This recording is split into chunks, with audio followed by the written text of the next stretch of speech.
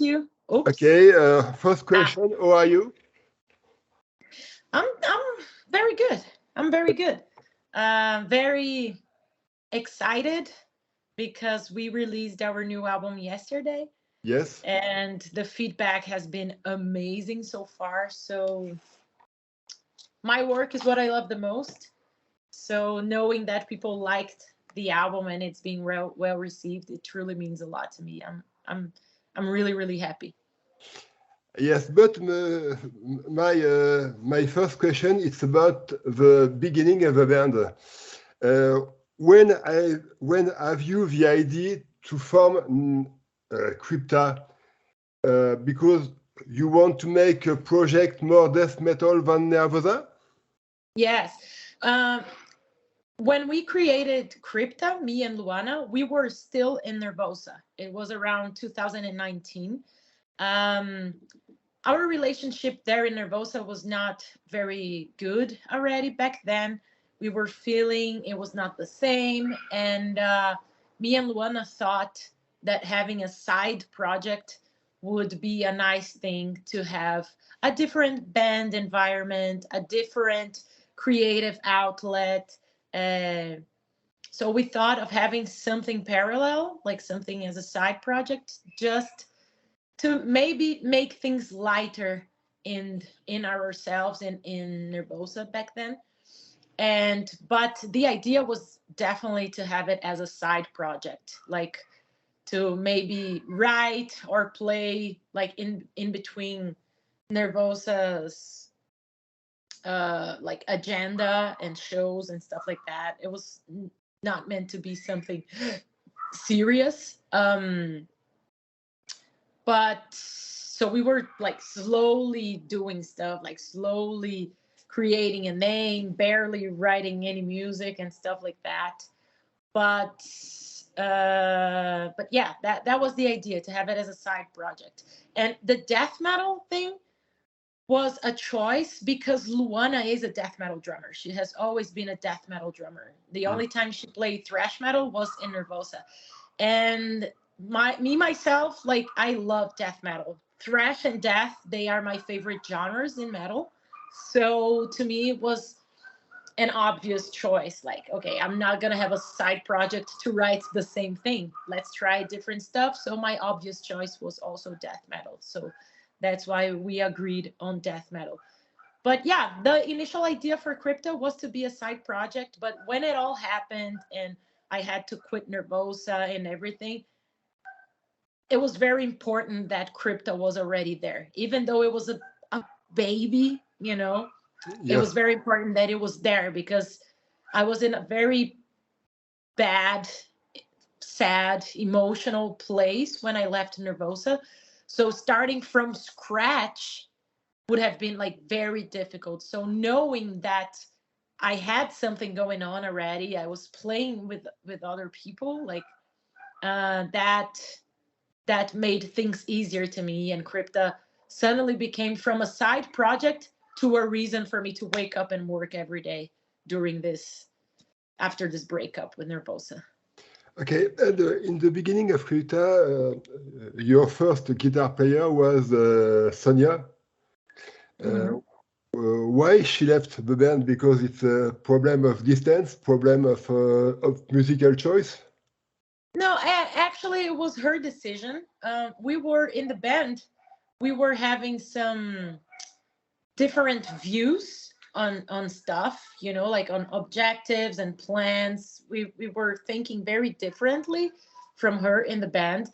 And then she had her other band called Cobra Spell, which she still has, and it's doing great. And she had that band going on, and she really wanted to put some more effort and time on Cobra Spell. And since things were not like aligned Hmm.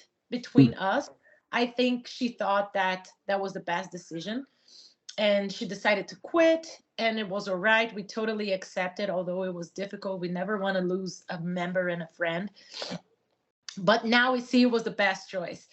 We are very happy. She is extremely happy. She got a record deal. The band's doing great. she went to our concert a few weeks ago in Spain. We met her, we hugged each other, we talked. It was beautiful to see how happy she is with the path that she decided to take. So I think it was the best thing.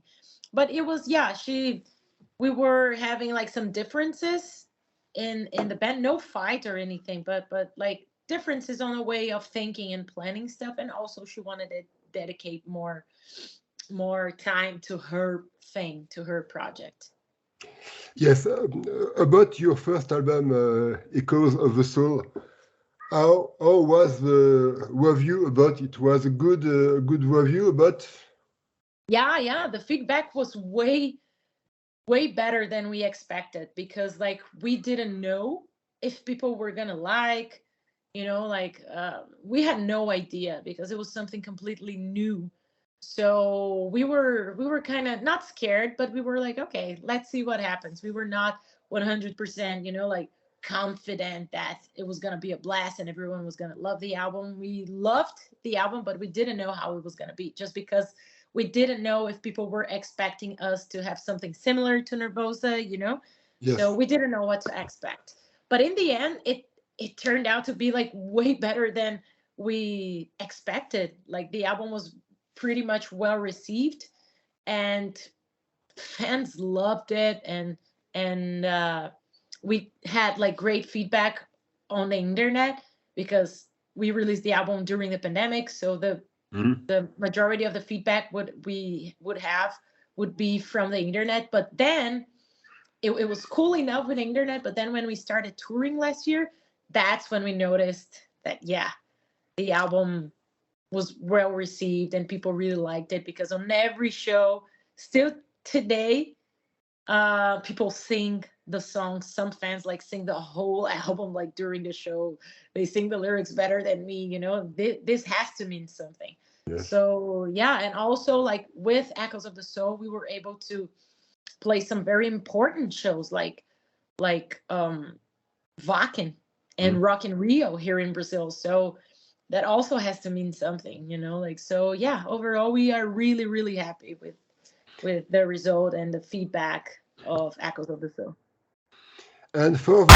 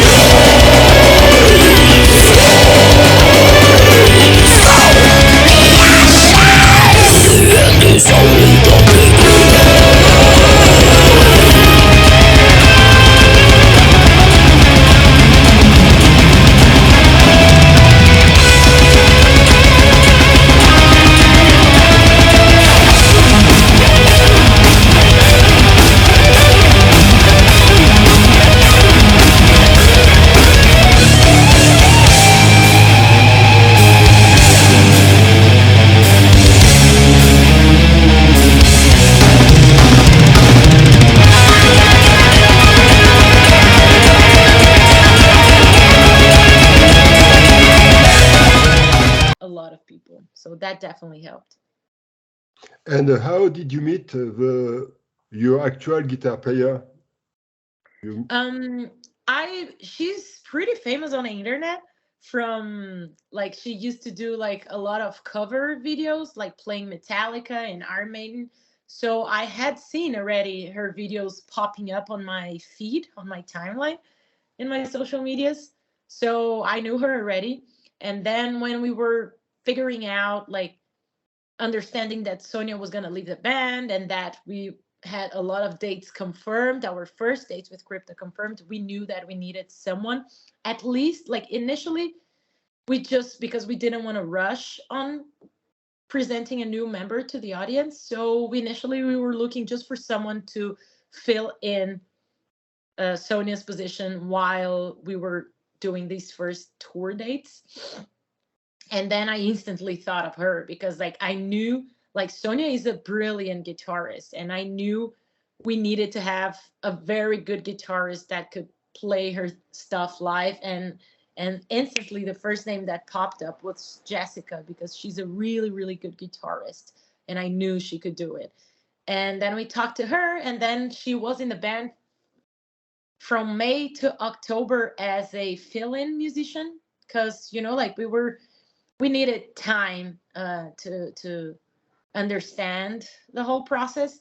But then when we really thought that we needed to have like an official member so we could move on and start working on the new album and everything, then she was our first choice too, because like she's an excellent musician, but she's also a very nice person, easygoing on tour.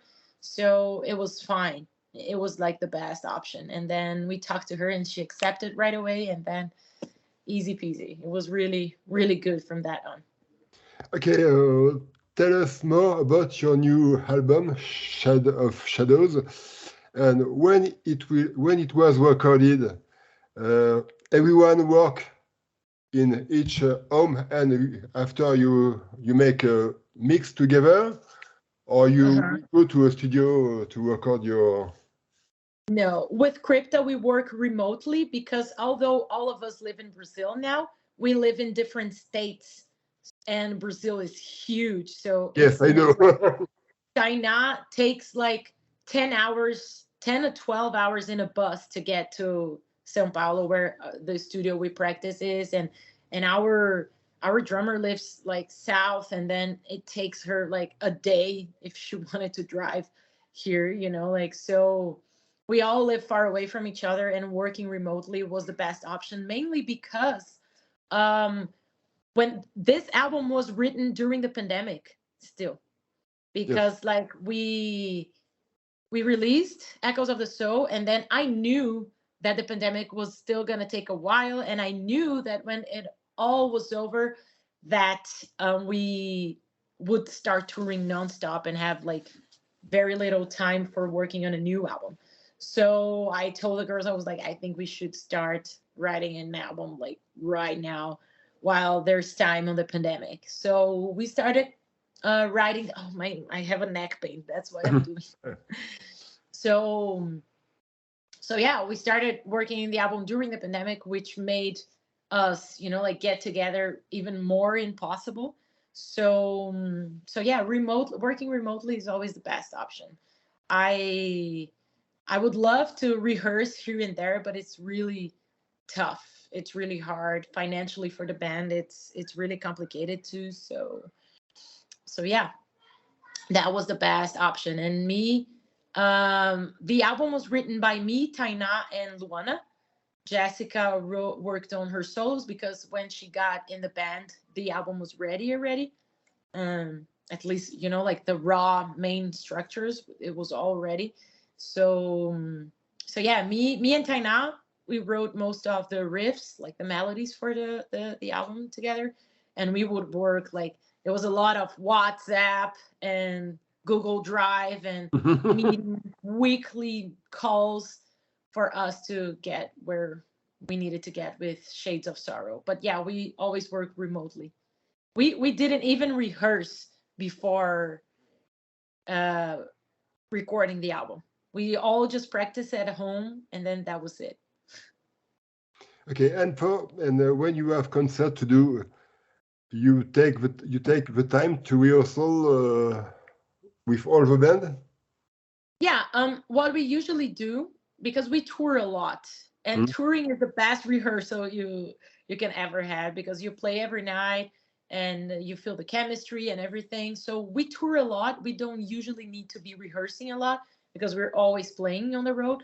But when we have like breaks, like a month or 2 months in between tours, then we always make sure we have at least like 2 or 3 rehearsals before the tours, just so we can get back on track. But that's basically the only time we practice like together, we rehearse. And about the lyrics of the last album, have you a main subject? Have you subject a main domain of inspiration? Yes. This album, like, it was supposed to be a concept album, but we wouldn't have the time to make the concept album the way I had planned. So it's a semi concept album because there's a story that permeates the whole album. There's a progression and everything. So there's still a concept in there.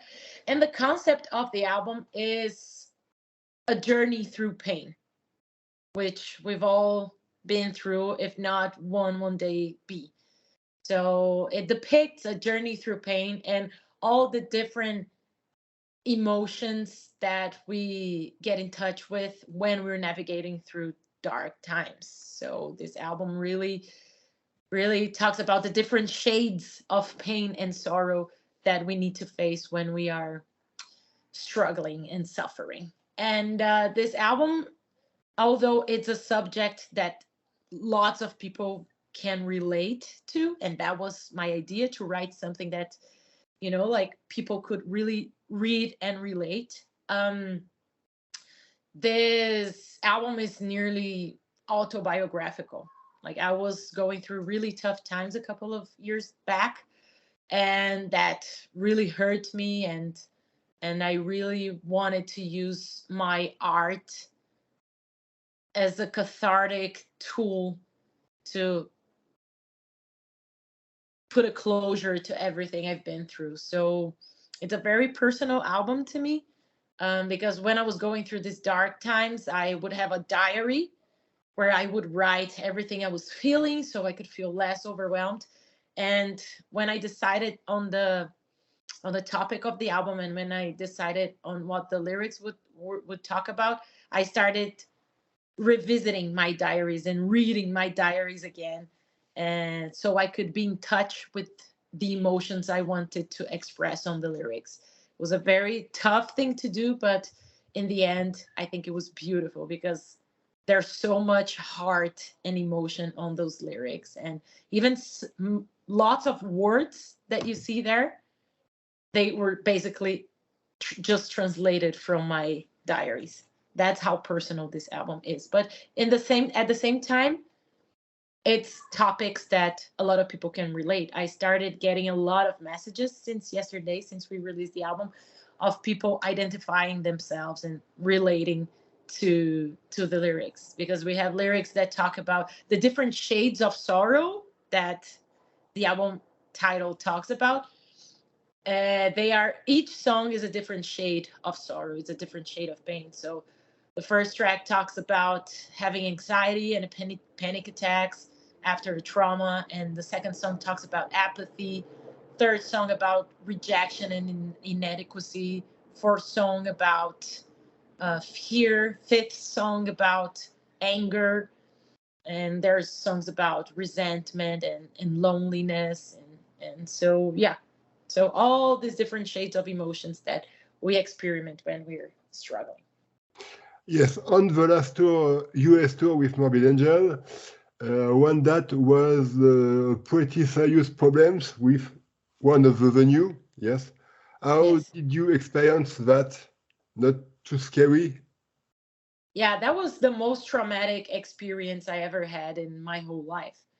We don't have tornadoes in Brazil, so I never thought I was going to go through anything like that, like, and it was very traumatic. We kept it light on the internet. Like, we didn't tell a lot of details because we just wanted people to know that we were fine, but it was really traumatic. I've been through stuff I'll never ever forget. Like, I remember when we were downstairs to the dressing rooms in the basements, and lights were out and the building was shaking, and I remember hugging my drummer and thinking, okay, it's been a good life. Like, I thought I was going to die. And then, like, hearing the screams of the fans upstairs and seeing like a couple of fans covered in blood coming to the dressing room, and me lending my phone to a fan, and then the phone was like covered in blood afterwards, and all the sirens and all the trauma of having someone dying at your show. That was the most traumatic thing for me, not knowing if, you know, like the building was gonna collapse while we were retrieving our instruments. It was all pressure inside my chest, over and over again, suffering and phobia, every single day. Only I can't help myself, trying to buy my own time, leaving and learning every mistake, over the distance, over the time. Nobody can replace you. That is not the end. I fear the death, 'cause I want to live. I've lost you and it's so hard to really hard to deal with, and not knowing if we would have our stuff clothes after the show. So it was really, really complicated. The whole thing was the most traumatic experience I ever had to go through in my whole life, and I really hope no one ever has to go through that, because it's the absolute worst thing. Yes, in the tour was a good tour.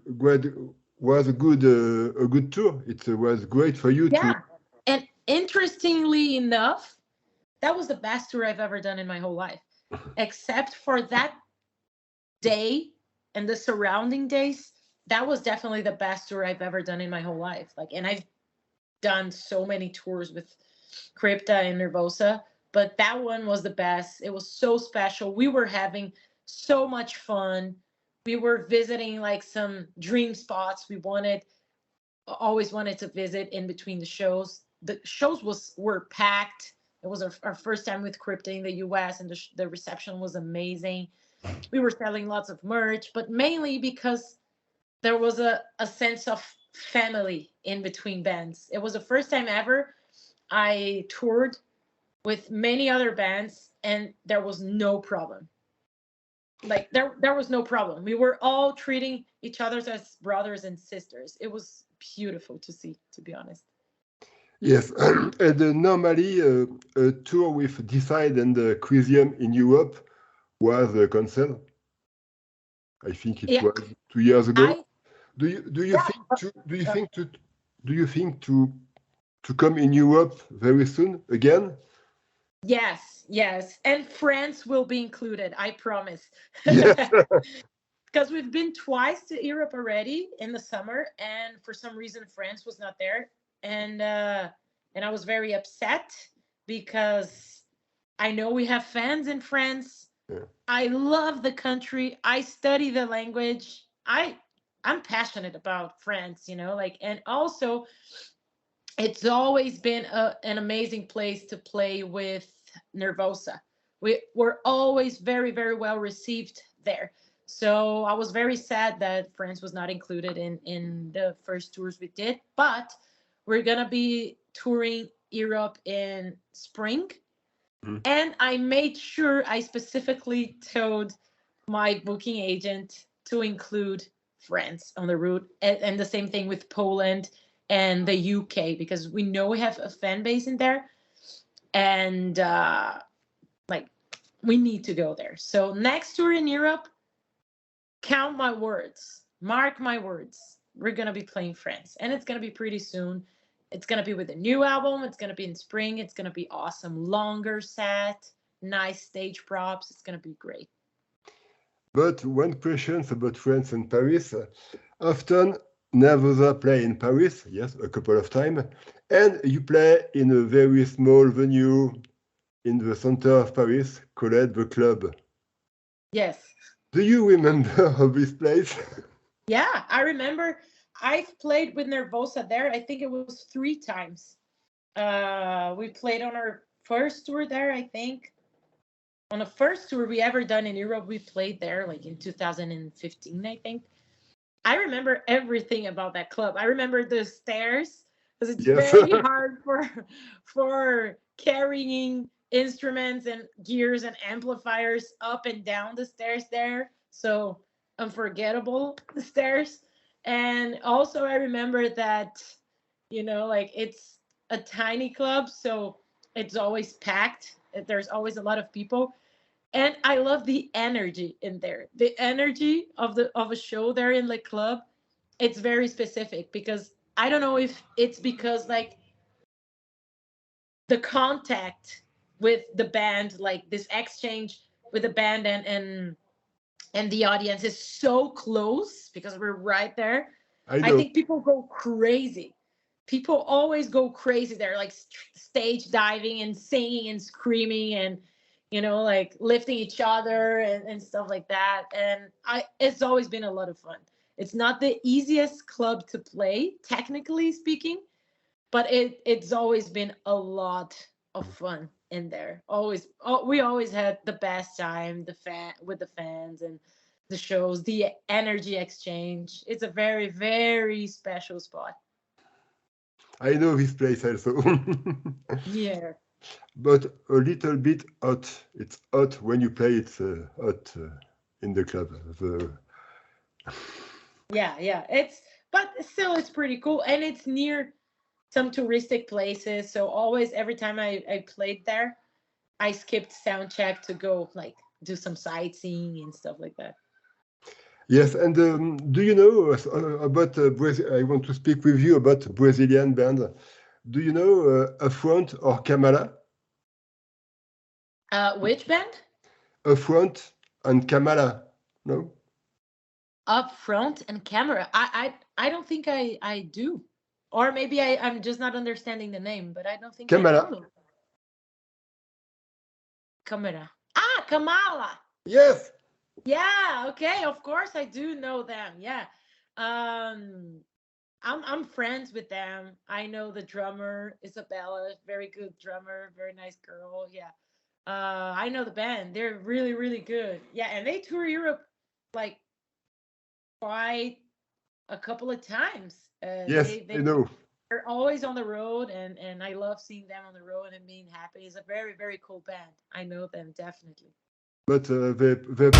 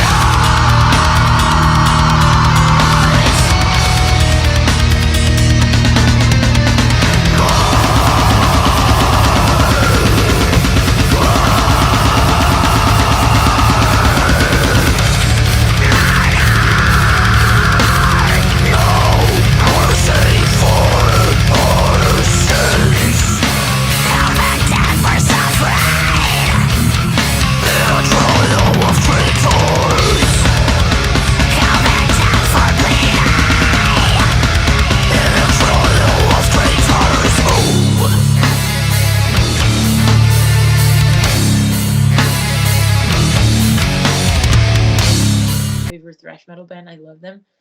And so yeah, that would be it. And death metal, favorite death metal album. Although I love Covenant very much, and I think I'll stick to probably Individual Thought Patterns from Death, because it's not my favorite album from Death. My favorite album from Death is Leprosy, but I think that album is a beautiful expression of death metal, Individual Thought Patterns. It's aggressive, but it's beautifully played, technically impeccable, and very inspiring. So I think I would stick probably, but this changes all the time. If you ask me the same question next year, it's probably gonna have changed. But today I'm gonna answer individual thought patterns by definitely. And Chuck was of your main inspiration about vocals and. Definitely. Lots of people even say that I sound a lot like Chuck on The Sound of Perseverance, because the both of us sing high-pitched screams. Yes. And he was when I found out what was comfortable to me, which was this high-pitched screams, he was my main influence instantly. Him and John Tardy from Obituary. So yeah, he's my main influence vocally speaking since the beginning till nowadays. I really look up to him a lot. Okay, and finally, the last word for the interview, and I want to thank you for your time. Thank you so much. Did we cover all your questions? Was it good? Yes, perfect. Awesome. So thank you for allowing me to talk about my work. It truly means a lot. To me, you journalists, you are the bridge between us and the fans. You are the bridge that allows us to communicate to fans. So thank you so much for granting me this space. Truly means a lot. You're welcome. Thank you too. Thank you very